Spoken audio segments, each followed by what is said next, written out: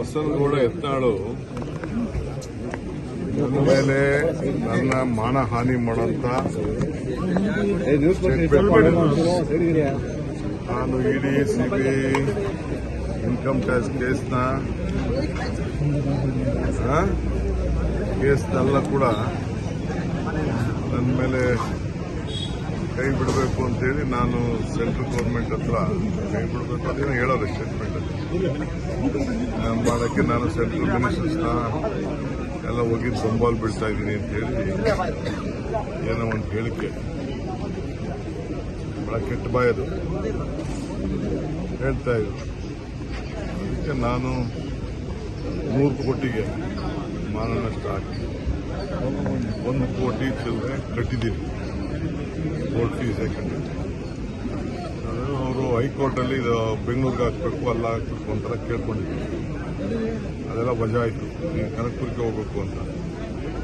ಅದಕ್ಕೆ ನಾನೇನು ಸ್ಟೇಟ್ಮೆಂಟ್ ಕೊಟ್ಟಿದ್ದೀನಿ, ನಾನೇನು ಅಪ್ಲಿಕೇಶನ್ ಫೈಲ್ ಮಾಡಿದ್ದೆ, ಏನು ದಾಖಲೆ ಕೊಟ್ಟಿದ್ದೆ ಅದನ್ನೆಲ್ಲ ಇವತ್ತು ರುಜುಪಡಿಸ್ಬೇಕಾಗಿತ್ತು. ಅದಕ್ಕೆ ನಾನು ಬಂದು ಇಲ್ಲಿ ನಾನು ಮುಂದಕ್ಕೆ ಹಾಕೋದು ಬೇಡ ಅಂತ ಕೋರ್ಟ್ ಮುಗಿಸ್ಕೊಂಡು ಈಗ ಹಸಿವಿ ಸಿದ್ಧತೆ ಅವರೆಲ್ಲ ಬರ್ತಾ ಇದ್ದಾರೆ.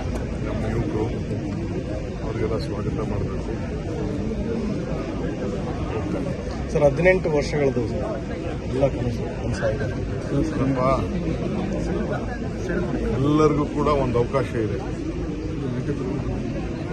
ಡಿವಿಜಿ ಹೇಳ್ತಾರೆ, ನಾನು ಮೊಮ್ಮಗಳು ಕೈಗೆ ದೊರಕ ನಾನೇನು ಹುಡುಗ ಕಟ್ಟಿ 80 ಬೇಡ ನೀನು ತಾಣ ನಿಂತು ಈಗಿರೋದ ಜಗತ್ತಿನಲ್ಲಿ ಒಂದಲ್ಲ ಒಂದು ಸಂದರ್ಭದಲ್ಲಿ ನಿನ್ಗೆ ಅವಕಾಶ ಇದ್ದೇ ಇದೆ. ನೀನು ಎಷ್ಟು ಚಿಕ್ಕವನಾಗಿ ದೊಡ್ಡವನಾಗಿದೆ. ಸೊ 18 ವರ್ಷದಿಂದ ನಮ್ಮ RCB ಅವರು ಬಹಳ ಪ್ರಯತ್ನ ಮಾಡ್ತಾರೆ. ವಿರಾಟ್ ಕೊಹ್ಲಿ ಅವರು ಎಷ್ಟೇ ಕಷ್ಟ ಆದರೂ ನಮ್ಮನ್ನ ಟೀಮ್ ಬಿಡದೆ, ಬೆಂಗಳೂರು ಟೀಮ್ ಬಿಡದೆ ಕಷ್ಟ ಸುಖ ಎರಡರಲ್ಲೂ ಕೂಡ ಅವರು ಉಳ್ಕೊಂಡಿದ್ರು. ಅದು ಬಹಳ ವಿಶೇಷವಾದಂಥ ವಿಚಾರ. ನಿನ್ನೆ ಸಾಕಷ್ಟು ಭಾವುಕರಾದರು ಸರ್ ಗೆದ್ದ ನಂತರದಲ್ಲಿ. ಹೌದು, ಭಾವುಕ ಯಾಗಾಗ್ತದೆ ಅಂತಂದ್ರೆ ದುಃಖಕ್ಕೂ ಬರ್ತದೆ, ಸಂತೋಷಕ್ಕೂ ಬರ್ತದೆ. ಸೊ ಎಲ್ಲಿ ಶ್ರಮ ಇದೆಯೋ ಅಲ್ಲಿ ಫಲ ಇದೆ. ಫಲಕ್ಕೆ ಬಹಳ ಶ್ರಮ ಪಟ್ಟಿದ್ದಾರೆ. ಸೊ ಇಡೀ ಟೀಮ್ ಎಲ್ಲ ಒಗ್ಗಟ್ಟಾಗಿದೆ. ನನಗೂ ಕೂಡ ನನ್ನ ಫ್ರೆಂಡ್ಸ್ ಎಲ್ಲ ವಿಮಾನನೇ ಮಾಡ್ಬಿಟ್ಟಿದ್ರು ಕರ್ಕೊಂಡು ಹೋಗಿ.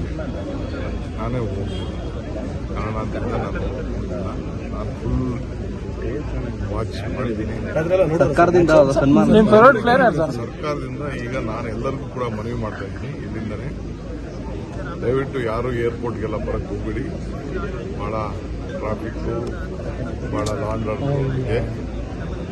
ಸೀದಾ ವಿಧಾನಸೌಧ 4 ಗಂಟೆಗೆ ವಿಧಾನಸೌಧದ ಸ್ಟೆಪ್ಸ್ ಮೇಲೆ ಅವ್ರಿಗೆ ಗೌರವ ಸಲ್ಲಿಸೋದು ಕೆಲಸ ಮಾಡ್ತೀವಿ.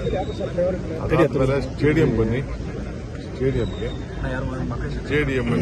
ಅದಕ್ಕೆ ಏನ್ ಬೇಕೋ KSC ಅವರು ಅದಕ್ಕೆ ವ್ಯವಸ್ಥೆ ಮಾಡ್ತಾರೆ. ದೊಡ್ಡ ಮಟ್ಟದ ಕ್ರೌಡ್ ಸೇರೋ ಸಾಧ್ಯತೆ ಇದೆ ಸರ್, ಟ್ರಾಫಿಕ್ ವ್ಯವಸ್ಥೆ. ಅದಕ್ಕೋಸ್ಕರ ನಾವು ಅವರು ಓಪನ್ ಜೀಪಲ್ಲಿ ಬರಬೇಕು ಅಂತ ಇದ್ರು. ಅದು ಬಹಳ ಯಾಕೆಂದ್ರೆ ಯಾರು ಏನಾದ್ರು ಎಸೆಯೋದು ಮತ್ತೊಂದು ಮಾಡೋದು ಇವೆಲ್ಲ ಬಹಳ ಬಿಲ್ಡಿಂಗ್ಗಳ ಮೇಲೆ ನಿಂತ್ಬಿಟ್ಟು ಎಸೆಯೋದು ಮಾಡೋದು ಇವೆಲ್ಲ ಆಗ್ತದೆ. ಸೊ ಅದಕ್ಕೆ ಪೊಲೀಸರು ಸುಮಾರು 1000 ಜನ ಪೊಲೀಸರನ್ನ ಇದಕ್ಕೆ ನಿಯೋಜಿಸಬೇಕಾಗ್ತದೆ. ಸೊ ಅದಕ್ಕೆಲ್ಲ ಮುಖ್ಯಮಂತ್ರಿಗಳು ಎಲ್ಲ ಕೂತ್ಕೊಂಡೆಲ್ಲ ಬಗ್ಗೆ ಚರ್ಚೆ ಮಾಡಿ ನಾನು ಪೊಲೀಸ್ ಅಧಿಕಾರಿಗಳ ಇಮಿಡಿಯೇಟ್ ಹೋಗ್ತಾ ಇದ್ದೀನಿ. ಸೊ ಸ್ವಲ್ಪ ಸೆಕ್ಯೂರಿಟಿ ಆಂಗಲ್ ಬಹಳ ಮುಖ್ಯ. ಅಭಿಮಾನಿಗಳು ಅನ್ನೋಕ್ಕಿಂತ ಹೆಚ್ಚಾಗಿ ಹುಚ್ಚ ಅಭಿಮಾನಿಗಳು ಜಾಸ್ತಿ ಇದ್ದಾರೆ ಸರ್, ಹೇಗೆ ಕಂಟ್ರೋಲ್ ಮಾಡ್ಕೊಳ್ತೀರಾ ಸರ್? ಏನು ಹುಚ್ಚನೂ ಇಲ್ಲ, ಏನಿಲ್ಲ. ಅಭಿಮಾನ ಅಂದ್ರೆ ಎಲ್ಲರದು ಅಭಿಮಾನ.